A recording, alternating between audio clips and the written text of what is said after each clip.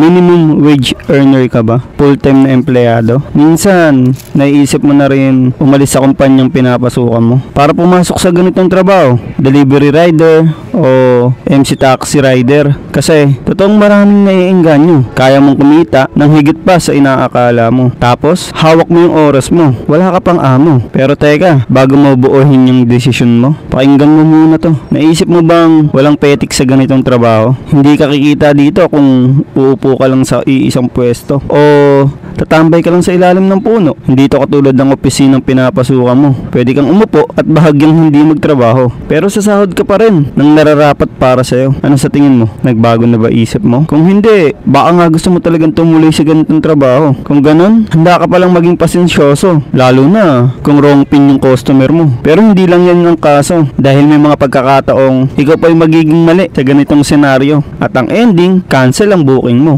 Paano yung pagod mo? Yung biyahe, papunta sa pin location nito. 3 kilometro pa naman ng layo nun. Yung gas na nagamit mo, aba, hindi libre yun. Kaso, wala kang matatanggap na bayad dahil nga cancel na ang booking mo. Pero wala ka ng choice. Ito na yung choice mo. Teka, hindi pa pala. Nakapili ka na ba? Kung oo, aba, kita-kit sa kalsada. Mag-ingat ka sa bawat booking na yung makukuha. Baka kasi bigla kang ma-report at masuspende, ha? Pero alam mo bang hindi pa dyan natatapos ang kalbaryo? Ready ka na rin bang bumiyahe habang bumabagyo? Hindi to komportable kung inaakala mo. Pwede rin kasing walang booking dahil nga may bagyo. Ang mas masaklap pa, kung baha na yung madadaanan mo. Paano yung kikitain mo? Baka mas mababa pa sa minimum yung mauwi mo. Tapos, aabot ka pa ng 12 oras sa pagtatrabaho. Siguro, sa puntong to, nagbago na isip mo. Lalo pa kung malaman mong may mga matapobreng tao dito. Kahit pa kapwa mo Pilipino. Pero kung hindi ka pa rin sigurado, alamin naman natin yung mga bad experience sa mga rider dito. Ano, gusto mo?